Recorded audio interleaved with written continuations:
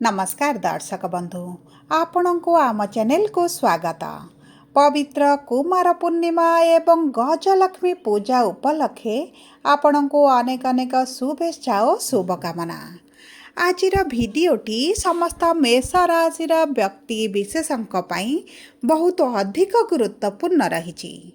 आपणकर जदि मेष राशि होता है तेबे यही भिडियोटी को थरे मात्र शेष पर्यंत देखंतु एवं निजर व्यस्त बहुल समय मध्यरु मात्र 10 मिनिट समय आपण निज पाई दियंतु। देखंतु एही वर्ष कुमार पूर्णिमा बा गजलक्ष्मी पूजा अक्टोबर मास 6 तारिख दिन सोमवार दिन पड़िबा पाई जाउछि एवं एही दिन हेबाकु जाउछि शनिकर नक्षत्र रे परिवर्तन। एवं देखंतु शनि जी हेउचंती कर्म फलदाता से करुचंती निजर नक्षत्र रे परिवर्तन बक्री चलन सहित उत्तर भाद्रपद नक्षत्र रु पूर्व भाद्रपद नक्षत्र को गोचर करुचंती। एवं सबुठारु महत्वपूर्ण कथा हेउछि शनि प्रवेश करुचंती बृहस्पति नक्षत्र रे जहार प्रभाव 12टी जाक राशि उपरे रहिबो। किंतु आपणक मेष राशि उपरे कौन प्रभाव रहिबो ताहा जानिबा पई आपण आम सह भिडियोर शेष पर्यंत जोड़ी होई रुहंतु। ता सहित देखंतु दर्शक बंधु एही कुमार पूर्णिमा परठारु एही मासरे 5टी प्रमुख ग्रह करिवे परिवर्तन। तेणु करी एही ग्रह मानकर परिवर्तन मध्य आपणक जीवन रे बहुत बड़ प्रभाव पकाइबा पई जाउछि। तेणु करी आपणक जीवन रे एही जे 27 वर्ष परे आसुछि अपूर्व संयोग ताहा किभଳି प्रभाव पकाइब आपणक जीवन रे एही वीडियो रे विस्तृत भाव रे आलोचना करिबा। ता सहित किछिटा उपाय मध्य आपणको जणाइबी जहा आपणकर अशुभत्व को दूर करिबारे आपणको सहाय्य करिबो। किंतु भिडियोटी को आगो को बढ़ाइबा पूर्वरु जदि आपणकर भी मेष राशि होइथाए एवं आपण भी ईश्वर को आंतरिक भक्ति एवं विश्वास करंती तेबे भिडियोटी को लाइक करंतु एवं कमेंट बॉक्स रे जय जगन्नाथ जय मां लक्ष्मी अवश्य लिखि दियंतु। ता सहित आम सह जोगाजोग करबा पई चाहुथिले वीडियोर मध्य भाग रे एक व्हाट्सएप नंबर टिए दिया जाइछि जो नंबर साहाय्य रे आपण आम सह जोगाजोग करी निजर नूतन कुंडली प्रस्तुत करि परिबे कुंडली विश्लेषण कराइ परिबे किंबा आपणकर चाकरी विवाह व्यवसाय प्रेम संपर्क को नै किछि समस्या रहिछि ताहार सहज रे एवं स्वल्प मूल्य रे समाधान करि परिबे। सेति पई आपण आम सह वीडियोर शेष पर्यंत जोड़ी होई रुहंतु एवं व्हाट्सएप नंबर माध्यम रे आम सह जोगाजोग करंतु। एबे आसंतु कार्यक्रमटी को आगो को बढ़ाइबा। देखंतु आपणक कर्म क्षेत्रर स्वामी हेउछंती शनिदेव एवं बृहस्पति नक्षत्र को गोचर करिवे माने बृहस्पति राशि रे नक्षत्र रे संपूर्ण मासटी रहिबे। एही कुमार पूर्णिमा परठारु जो व्यक्ति माने नूतन चाकरी नूतन व्यवसाय र संधान रे रहितिले सुजोग खोजुतिले चेष्टा करुतिले सेमानक जीवन रे बड़ परिवर्तन आसीबो। सेमानक नूतन चाकरी मिलिबा सहित नूतन व्यवसाय आरंभ करिवार जोग बनिब। ता सहित देखंतु आपणक कर्म क्षेत्र रे आपण निजर बुद्धिमता लगाई निजर काम को हासिल करिबा मध्य आरंभ करिवे। एवं देखंतु शनि जेतेबेले गुरुक शरण को जाउछंती आपणक उच्च अधिकारी सहित आपणकर जहाँ भी मतभेद चलीथिला मनमालिन्य चलीथिला झगड़ा चलीथिला सेतिरे धीरे धीरे परिवर्तन आसीबो। आपणक उच्च अधिकारी ठारू आपणको सपोर्ट मिलिबो आपणकर प्रमोशन होई पारे किंबा जदि आपण चाकरी छाड़ी घरे बसिछंती एही समय आपनको नूतन चाकरी मध्य मिल पारे। ता सहित देखंतु आपणकर मंगल जेहेतु षष्ठ गृहर कारक तत्व रे गृह रे अछंती आपणकर एही कुमार पूर्णिमा ठारू भल दरमा मध्य होई पारे भल दरमा सहित नूतन चाकरी मध्य मिल पारे।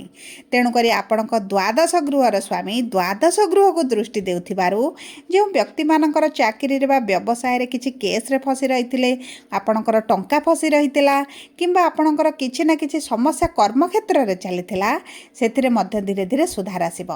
ता सहित देखंतु आपण जदि कोनोसी जागा को आपणक सहित शत्रुता करी ट्रांसफर करा जायछि किंबा आपणक विरुद्ध रे जाई आपणको ट्रांसफर करा जायछि अनिच्छा सत्वे आपण सेटारे पोस्टिंग रे अछंती सेतिरे मध्य आपणकर ट्रांसफर रो जोग आसुछि आपणक मन पसंद रो स्थान को आपण ट्रांसफर करि परिबे।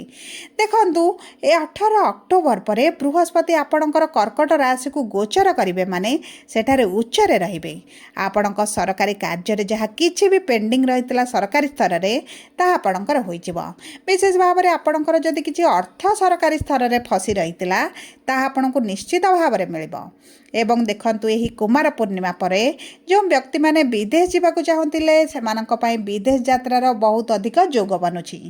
କିନ୍ତୁ ଦେଖନ୍ତୁ ସବୁ ପରେ ମଧ୍ୟ ଆପଣଙ୍କ ପଞ୍ଚମ ଗୃହରେ ଲଗ୍ନେଶ ରାଶିର ସ୍ୱାମୀ ଶୁକ୍ର ନୀଚ ହେବା ପାଇଁ ଯାଉଛନ୍ତି ଏବଂ ଏହି ପରିବର୍ତ୍ତନ ଆପଣଙ୍କର 9 ଅକ୍ଟୋବର ପରେ ହେବା ପାଇଁ ଯାଉଛି।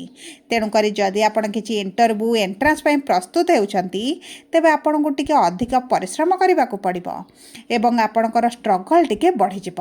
ଆପଣଙ୍କ ମନପସନ୍ଦର ଚାକିରି ନ ମିଳିବାର ମଧ୍ୟ ବହୁତ ଅଧିକ ସମ୍ଭାବନା ଅଛି କିମ୍ବା ଆପଣଙ୍କ ମନପସନ୍ଦ ଚାକିରି ପାଇବାରେ ଆପଣଙ୍କର ବିଳମ୍ବ ହୋଇପାରେ, କିଛିଟା ବାଧା ବିଘ୍ନ ଆପଣ ଦେଖିପାରନ୍ତି। ସେଥିପ୍ରତି ମଧ୍ୟ ଆପଣଙ୍କୁ ଟିକେ ଧ୍ୟାନ ଦେବା ପାଇଁ ପଡ଼ିବ ଏବଂ ଦେଖନ୍ତୁ ଏହି ସମୟ ମଧ୍ୟରେ ଆପଣ କାହାକୁ ବିଶ୍ୱାସ କରି ନିଜ ଚାକିରିରେ କିମ୍ବା ନିଜ ବ୍ୟବସାୟରେ କିଛି ସିକ୍ରେଟ୍ ସେୟାର କରନ୍ତୁ ନାହିଁ, ନଚେତ୍ ଆପଣଙ୍କୁ ବହୁତ ଅଧିକ ସମସ୍ୟାରେ ପଡ଼ିପାରନ୍ତି। ତା ସହିତ ଦେଖନ୍ତୁ ଯଦି ଆପଣଙ୍କ ବ୍ୟବସାୟ ପାଇଁ ଆପଣ କିଛି ଇନଭେଷ୍ଟର ଖୋଜୁଥିଲେ, କିଛି ଅର୍ଥ ଖୋଜୁଥିଲେ, କିଛି ଟଙ୍କା ଆପଣ ଚାହୁଁଥିଲେ କିମ୍ବା ଲୋନ୍ କରିବା ପାଇଁ ଚାହୁଁଥିଲେ ତାହା ମଧ୍ୟ ଆପଣଙ୍କର ହୋଇଯିବ। କିନ୍ତୁ ଆପଣ ଏହି ସମୟ ମଧ୍ୟରେ କୌଣସି ଲଟେରୀ ସଟ୍ଟାରେ ଅର୍ଥ ବିନିଯୋଗ କରନ୍ତୁ ନାହିଁ, ଆପଣଙ୍କୁ ଲସ୍ ସହିବାକୁ ପଡ଼ିପାରେ। ଦେଖନ୍ତୁ ଏହି କୁମାର ପୂର୍ଣ୍ଣିମା ପରେ ଆପଣଙ୍କର ଆର୍ଥିକ ସ୍ଥିତିରେ କିନ୍ତୁ ବଡ଼ ପରିବର୍ତ୍ତନ ଆସିବ ଏବଂ ଆପଣ ଯେଉଁ ଆର୍ଥିକ ସ୍ଥିତିରେ ଖରାପ ପରିସ୍ଥିତି ଦେଇ ଗତି କରୁଥିଲେ ସେଥିରେ ବଡ଼ ପରିବର୍ତ୍ତନ ଆସିବ। କାରଣ ଆପଣଙ୍କ ସବୁ ଦିଗରୁ ଇନକମ୍ ବଢ଼ିଯିବ। କାରଣ ଆପଣଙ୍କ ଆୟର ସ୍ୱାମୀ ବୃହସ୍ପତିଙ୍କ ନକ୍ଷତ୍ରକୁ ଶନି ଯେହେତୁ ଗୋଚର କରିବେ, ଆପଣଙ୍କ ଇନକମ୍ରେ ଯେଉଁ ଆପଣ ଲସ୍ ଦେଖୁଥିଲେ, ବ୍ୟବସାୟରେ ଲସ୍ ଦେଖୁଥିଲେ, ଆପଣଙ୍କ ଚାକିରିରେ ଦରମା ମିଳୁନଥିଲା କିମ୍ବା ଆପଣଙ୍କ ଦରମା ପେଣ୍ଡିଂ ହୋଇ ରହିଥିଲା, ଆପଣଙ୍କୁ ପ୍ରାପ୍ତ ହେଉନଥିଲା, ସେହି ସବୁ ସମସ୍ୟା ଆପଣଙ୍କର ଦୂର ହୋଇଯିବ। ଏବଂ ତା ସହିତ ଦେଖନ୍ତୁ ଧନେଶ୍ୱର ଗୃହର ସ୍ୱାମୀ ବୁଧ ଆପଣଙ୍କର ଷଷ୍ଠ ଗୃହକୁ ଗୋଚର କରିବେ ଏହି ପୂର୍ଣ୍ଣିମା ଦିନ ଏବଂ 17 ଅକ୍ଟୋବର ପରେ ବୁଧାଦିତ୍ୟ ରାଜଯୋଗ ବନାଇବେ। ମାନେ ଆପଣଙ୍କ ଏହି ମାସରେ ଅର୍ଥର ଅଭାବ ଆପଣ ଅନୁଭବ କରିବେ ନାହିଁ। ଯଦି ବି ଆପଣ ଏହି ପ୍ରାରମ୍ଭ ସମୟରେ ଅର୍ଥର ଅଭାବ ଅନୁଭବ କରନ୍ତି, କିନ୍ତୁ 18 ଅକ୍ଟୋବର ପରେ ଆପଣଙ୍କର ନିଶ୍ଚିତ ଭାବରେ ଆର୍ଥିକ ସ୍ଥିତିରେ ବଡ଼ ପରିବର୍ତ୍ତନ ଆପଣ ଦେଖିବେ। ତା ସହିତ ଦେଖନ୍ତୁ ଯଦି ଆମେ ଆପଣଙ୍କ ବୈବାହିକ ସମ୍ପର୍କକୁ ଦେଖୁଛେ ତେବେ ଆପଣଙ୍କ ବିବାହର କାରକ ଗ୍ରହ ହେଉଛନ୍ତି ମଙ୍ଗଳ ଏବଂ ଈଶ୍ୱରଙ୍କ କୃପାରୁ ମଙ୍ଗଳ ଆପଣଙ୍କ ଷଷ୍ଠର ଗୃହର କାରକ ମଧ୍ୟ ଅଟନ୍ତି। ଯେଉଁମାନେ ବିବାହର ଯୋଜନାରେ ଅଛନ୍ତି, ବିବାହ ପାଇଁ ଚେଷ୍ଟା କରୁଛନ୍ତି ଏବଂ ବିବାହ ପାଇଁ ପୂର୍ବରୁ ବହୁତ ଦିନ ହେଲା ଚେଷ୍ଟା କରି ମଧ୍ୟ ଆପଣଙ୍କୁ ସଠିକ୍ ପ୍ରସ୍ତାବ ମିଳୁନଥିଲା, ମନପସନ୍ଦର ପ୍ରସ୍ତାବ ମିଳୁନଥିଲା, ସେମାନଙ୍କୁ ଏହି ସମୟ ମଧ୍ୟରେ ନିଶ୍ଚିତ ଭାବରେ ପ୍ରସ୍ତାବ ମିଳିବ, ବିବାହ ଠିକ୍ ହୋଇ ରହିପାରେ। ଏବଂ ଦେଖନ୍ତୁ ବୈବାହିକ ସମ୍ପର୍କରେ ଯଦି ଆପଣଙ୍କର ବୁଝାମଣାରେ କିଛି ମତଭେଦ ଥିଲା, ଆପଣଙ୍କ ପତି ପତ୍ନୀଙ୍କ ମଧ୍ୟରେ ଦୂରତାଟି ବଢ଼ିଯାଇଥିଲା, ସେଥିରେ ମଧ୍ୟ ସୁଧାର ଆସିବ। ତା ସହିତ 18 ଅକ୍ଟୋବର ପରେ ସୂର୍ଯ୍ୟ ଯେତେବେଳେ ତୃତୀୟ ଗୃହକୁ ଗୋଚର କରିବେ ଏବଂ ସପ୍ତମ ଗୃହକୁ ଦୃଷ୍ଟି ଦେବେ, ମାନେ ଆପଣଙ୍କ ଦାମ୍ପତ୍ୟ ଜୀବନରେ ଯଦି ଆପଣଙ୍କ ପତ୍ନୀ ଆପଣଙ୍କ ଠାରୁ ଅଲଗା ରହୁଛନ୍ତି କିମ୍ବା ଆପଣଙ୍କର ଦୂରତା ଅଧିକ ରହିଯାଇଛି, ଆପଣଙ୍କ ଜୀବନସାଥୀ ଆପଣଙ୍କ ପାଖକୁ ଫେରିଆସିବେ। ଜୀବନସାଥୀଙ୍କ ସ୍ୱାସ୍ଥ୍ୟରେ ଯଦି କିଛି ସମସ୍ୟା ଥିଲା ସେଥିରେ ମଧ୍ୟ ପରିବର୍ତ୍ତନ ଆସିବ। ଏବଂ ଦେଖନ୍ତୁ ଯେଉଁ ବ୍ୟକ୍ତିମାନେ ଦ୍ୱିତୀୟ ବିବାହ କରିବା ପାଇଁ ଚାହୁଁଥିଲେ ସେମାନଙ୍କ ବିବାହ ହେବାର ବହୁତ ଅଧିକ ସମ୍ଭାବନାଟି ଦେଖାଯାଉଛି।